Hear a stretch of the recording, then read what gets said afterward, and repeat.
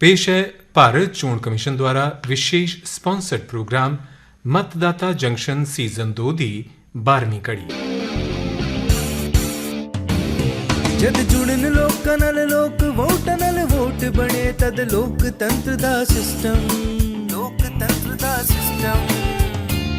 मतदाता जुड़दे जान बने तद ऐसा नवा कनेक्शन मतदाता जंक्शन हैशटैग मतदाता जंक्शन मतदाता जंक्शन हैशटैग मतदाता जंक्शन।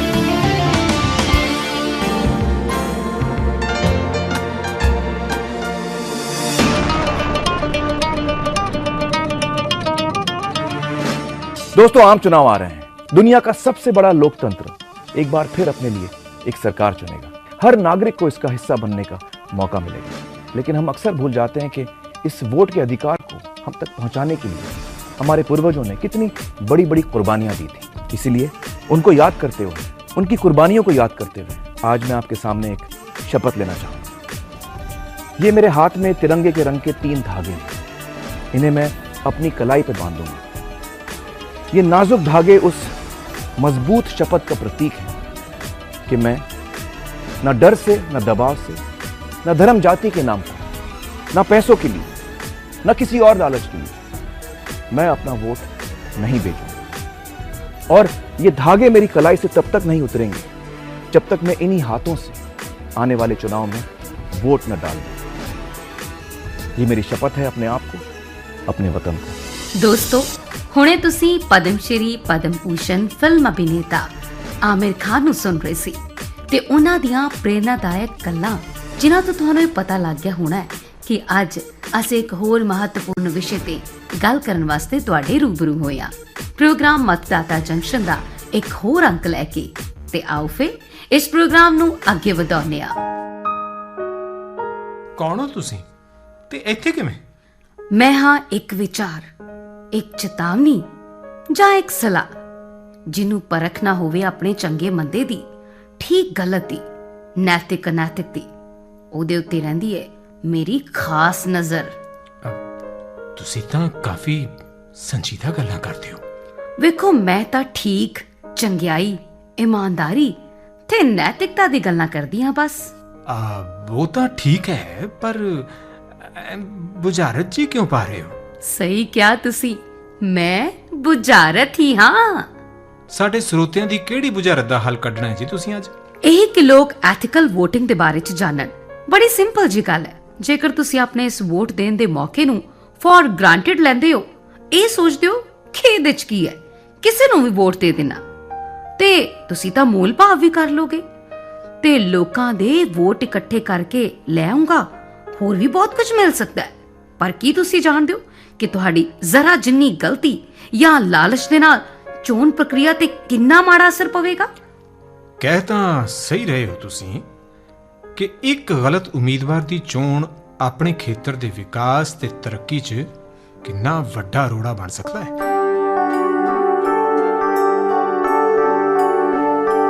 ਮੰਮੀ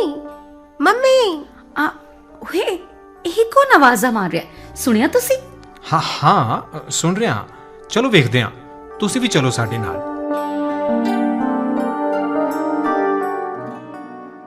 ਮੰਮੀ, ਕਿੱਥੇ ਹੋ ਤੁਸੀਂ?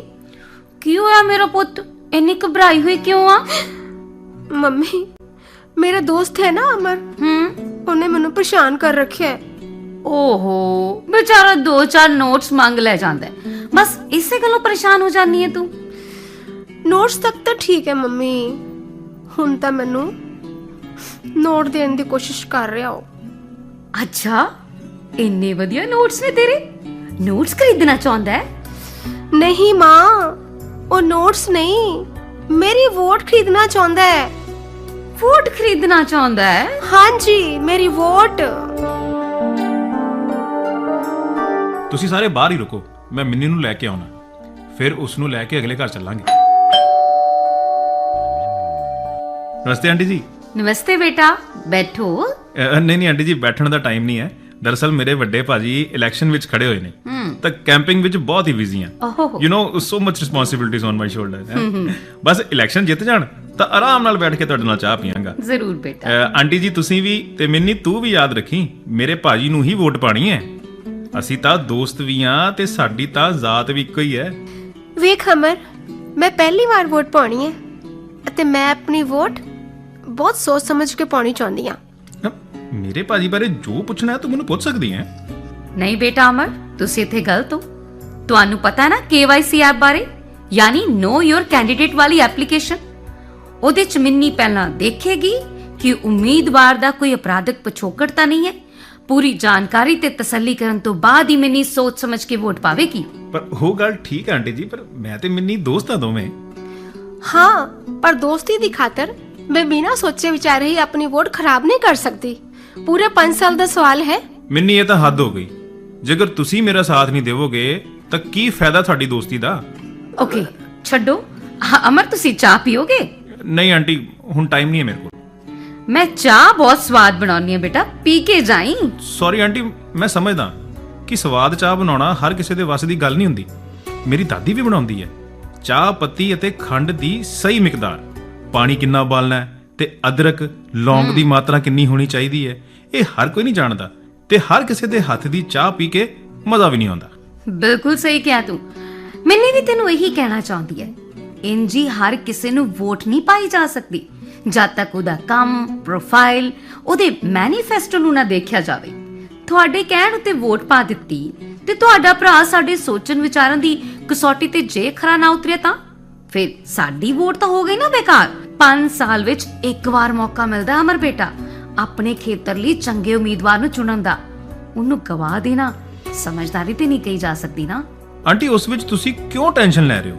ਭਾਜੀ ਜਿੱਤ ਗਏ ਤਾਂ ਫਿਰ ਤਾਂ ਤੁਸੀਂ ਪਰਸਨਲੀ ਅਪਰੋਚ ਕਰ ਸਕਦੇ ਹੋ। ਉਸ ਵਿੱਚ ਕੀ ਮੁਸ਼ਕਿਲ ਹੈ? ਕਿਉਂ ਮਿੰਨੀ? ਅਤੇ ਬਾਕੀ ਲੋਕ ਕਿੱਥੇ ਜਾਣਗੇ ਜਿਨ੍ਹਾਂ ਨਾਲੇ ਤੁਹਾਡੀ ਭਾਜੀ ਦੀ ਜਾਣ ਪਛਾਣ ਨਹੀਂ ਹੈ?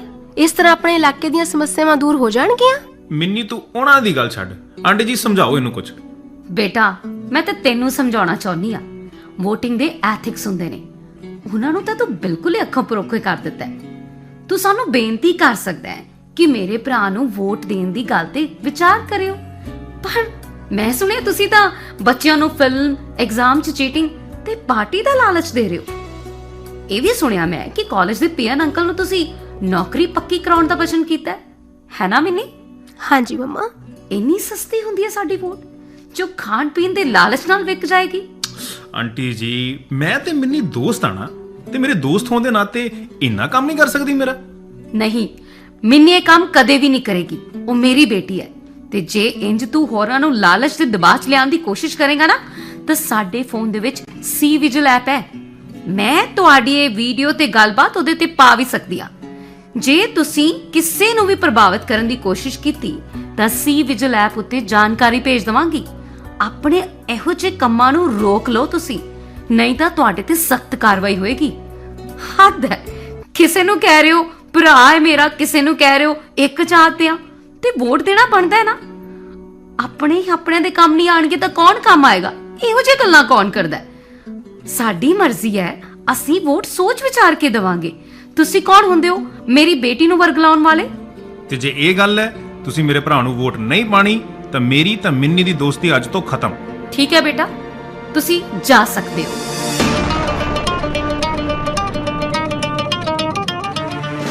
ਬਈ ਵਾਹ, ਮਿੰਨੀ ਤੇ ਮਿੰਨੀ ਦੀ ਮੰਮੀ ਨੇ ਤਾਂ ਕਮਾਲ ਹੀ ਕਰ ਦਿੱਤੀ। ਸਾਡਾ ਜਵਾਨ ਵੋਟਰ ਅਜਿਹਾ ਹੋ ਜਾਵੇ ਤਾਂ ਫਿਰ ਹਮੇਸ਼ਾ ਹੀ ਅੱਛਾ ਉਮੀਦਵਾਰ ਹੀ ਚੋਣ ਜਿੱਤੇਗਾ। आओ जी हुण सुनते हाँ senior deputy election commissioner Dharmendra Sharma ji ने। भारत निर्वाचन आयोग द्वारा लगातार मतदाताओं को जागरूक करने का प्रयास किया जाता है। सभी निर्वाचन क्षेत्रों में जो भी प्रत्याशी घोषित होते हैं उनके विषय में सारी जानकारी अपने प्रत्याशी को जाने KYC ऐप पर दी जाती है। सभी राजनीतिक दलों को अपना घोषित प्रत्याशी के बारे में अखबारों में प्रकाशित करना आवश्यक होता है। सभी मतदाताओं को इनके बारे में जानकर समझकर सही प्रत्याशी को अपना मतदान करना ही मतदान का नैतिक स्वरूप है। ते ये भी सुनो कि डीएम नवी दिल्ली संतोष राय जी की कह रहे हैं। जो हमारा एक स्वीप कार्यक्रम होता है वो भी कहीं न कहीं एथिकल वोटर से जुड़ा हुआ है। हम चाहते हैं स्वीप के माध्यम से वोटर को हम जागरूक करना चाहते हैं ताकि वोटर अवेयर रहे सारे प्रोविजंस के बारे में। एक समय था जबकि मसल पावर्स का भी यूज होता था, बूथ कैप्चरिंग होती थी, बोगस वोटिंग होती थी, लेकिन आज वो एक इतिहास बन चुका है। लेकिन अभी भी जो मनी पावर है एक बहुत बड़ा चैलेंज है ACI के सामने। हमारे पास जितने भी लॉ एनफोर्समेंट एजेंसी है, जैसे रेवेन्यू इंटेलिजेंस हो गया, GST होता है, दिल्ली पुलिस होता है, उसकी भी एक कमेटी बनी हुई है जो हमारे इंटेलिजेंस इनपुट प्रदान करती है और ये देखती है कि कोई भी कैंडिडेट या पार्टी के द्वारा अवैध तरीके से पैसों का वितरण तो नहीं किया जा रहा। और हम कोशिश करते हैं कि कहीं पैसे का ट्रांजैक्शन नहीं हो, कोई लिक्कर हो गया या और कोई ऐसा गिफ्ट जिसको हम ल्योर करने के लिए मतदाताओं का इस्तेमाल कर सकते हैं, उस पर भी निगरानी रखने का हम लोग काम करते हैं और कोशिश करते हैं कि हम एथिकल वोटिंग को हम सफल बनाएं। ਦੋਸਤੋ ਅਸੀਂ ਸੁਣਿਆ ਡੀਐਮ ਨਵੀਂ ਦਿੱਲੀ संतोष रॉय जी ਨੂੰ। मेरा नाम अनु शर्मा है। मैं एक एक्ट्रेस हूँ, फिल्मों और टेलीविजन में काम करती हूँ। भाई इलेक्शन का मौसम है तो वोट की ही बात कर रही हूँ मैं। कई बार हम सोचते हैं कि एक वोट ही तो है, नहीं भी डालेंगे तो क्या फर्क पड़ जाएगा। हमारे एक वोट से कौन सा सरकार चलेगी। आपका एक वोट तय करता है कि आप कैसी सरकार बनाएंगे। जो आपका वोट खरीद रहा है, क्या वो आपके प्रति, अपने देश के प्रति ईमानदार होगा? तो ना ईमान बेचिए और ना ही अपना अनमोल वोट। ਤਾਂ ਕੀ ਕਹਿੰਦੇ ਹੋ ਬੁਝਾਰਾ ਜੀ, ਚਲਦੇ ਚਲਦੇ ਹੋ ਜਾਵੇ ਇੱਕ ਸਵਾਲ। ਬਿਲਕੁਲ, ਤਾਂ ਅੱਜ ਦਾ ਸਵਾਲ ਹੈ, ਜੇਕਰ ਕੋਈ ਅਨੁਚਿਤ ਦਬਾਅ ਪਾ ਕੇ ਜਾਂ ਲਾਲਚ ਦੇ ਕੇ ਤੁਹਾਡੇ ਕੋਲੋਂ ਵੋਟ ਮੰਗੇ ਤਾਂ ਤੁਸੀਂ ਕਿਸ ਮੋਬਾਈਲ ਐਪ ਉਤੇ ਇਸ ਦੀ ਜਾਣਕਾਰੀ ਦਿਵੋਗੇ? Option A voter helpline app, option B KYC app, option C vigil app. ਤੁਸੀਂ ਆਪਣੇ ਜਵਾਬ ਸਾਡੇ WhatsApp ਨੰਬਰ 9990 31950 ਉੱਤੇ ਅਗਲੇ ਬੁੱਧਵਾਰ ਤੱਕ ਜ਼ਰੂਰ ਭੇਜ ਦੇਣਾ ਅਤੇ ਆਪਣਾ ਨਾਮ, ਪੂਰਾ ਪਤਾ, ਪਿੰਨ ਕੋਡ ਤੇ ਫੋਨ ਨੰਬਰ ਜ਼ਰੂਰ ਲਿਖਣਾ। ਜੇਤੂ ਦਾ ਨਾਮ ਮਤਦਾਤਾ ਜੰਕਸ਼ਨ ਦੇ ਅਗਲੇ ਐਪੀਸੋਡ ਦੇ ਵਿੱਚ ਅਨਾਉਂਸ ਕੀਤਾ ਜਾਏਗਾ। ਭਾਰਤੀ ਚੋਣ ਕਮਿਸ਼ਨ ਵੱਲੋਂ ਜੇਤੂ ਨੂੰ ਪ੍ਰਮਾਣ ਪੱਤਰ ਤੇ ਇਨਾਮ ਉਹਨਾਂ ਦੇ ਦਿੱਤੇ ਗਏ ਪਤੇ ਉੱਤੇ ਪਹੁੰਚਾ ਦਿੱਤਾ ਜਾਵੇਗਾ। ਤੇ ਪਿਛਲੇ ਐਪੀਸੋਡ ਦੇ ਜੇਤੂ ਦਾ ਨਾਮ ਹੈ अनामिका P, कन्नूर डिस्ट्रिक्ट, केरला। मैं विनीता बेदी कामबीरी। शिक्षा के क्षेत्र में मुझे राष्ट्रीय व अंतर्राष्ट्रीय सम्मान प्राप्त हो चुके हैं। मैंने सी विजिल एप्लीकेशन का इस्तेमाल अभी पिछले चुनावों में किया था। एक पोलिंग बूथ पर मुझे पता चला कि कुछ लोग मतदाताओं को चोरी छुपे कुछ पैसे बांट रहे हैं। मेरे घर में जो हेल्पर है उसने मुझे इस बारे में बताया। मैंने सी विजिल ऐप के जरिए उन लोगों की कंप्लेंट की और फौरन ही उनके खिलाफ इलेक्शन कमीशन की ओर से कार्रवाई की गई। ਸਹੇਲੀਓ, ਭੈਣੋ ਤੇ ਭਰਾਓ, ਉਂਝ ਸਾਨੂੰ ਕਹਿਣ ਦੀ ਲੋੜ ਤਾਂ ਨਹੀਂ ਹੈ ਕਿ ਅਸੀਂ ਆਪਣੇ ਵੋਟ ਦੇ ਮਹੱਤਵ ਨੂੰ ਸਮਝੀਏ ਤੇ ਉਸ ਨੂੰ ਹਲਕੇ 'ਚ ਕਦੀ ਨਾ ਲਈਏ। ਇੱਕ ਵੋਟ ਤੁਹਾਡੇ ਚੋਣ ਖੇਤਰ ਫਿਰ ਇੱਕ ਦੇਸ਼ ਦੀ ਕਿਸਮਤ ਤੈਅ ਕਰਦਾ ਹੈ। ਤੁਹਾਡਾ ਵੋਟ ਅਮੁੱਲ ਹੈ, ਇਹ ਯਾਦ ਰੱਖਿਓ ਤੇ ਯੋਗ ਉਮੀਦਵਾਰ ਨੂੰ ਵੋਟ ਪਾ ਕੇ ਆਪਣੇ ਵੋਟ ਦੇ ਹੱਕ ਨੂੰ ਸਾਰਥਕ ਬਣਾਓ। ਤਾਂ ਇਸ ਦੇ ਨਾਲ ਹੀ ਦਿਓ ਇਜਾਜ਼ਤ, ਮਿਲਦੇ ਹਾਂ ਫੇਰ ਇਸੇ ਸਮੇਂ ਅਗਲੇ ਸ਼ੁੱਕਰਵਾਰ ਮਤਦਾਤਾ ਜੰਕਸ਼ਨ ਉੱਤੇ ਇੱਕ ਹੋਰ ਰੋਚਕ ਵਿਸ਼ੇ ਦੇ ਨਾਲ ਹੋਏਗੀ ਉਸ ਵਿਸ਼ੇ ਤੇ ਚਰਚਾ। ਜਦ ਜੁੜਨ ਲੋਕਾਂ ਨਾਲ ਲੋਕ ਵੋਟਾਂ ਨਾਲ ਵੋਟ ਬਣੇ ਤਦ ਲੋਕਤੰਤਰ ਦਾ ਸਿਸਟਮ मतदाता जुड़ते जान बने तद ऐसा नवा कनेक्शन। मतदाता जंक्शन हैशटैग मतदाता जंक्शन, मतदाता जंक्शन हैशटैग मतदाता जंक्शन।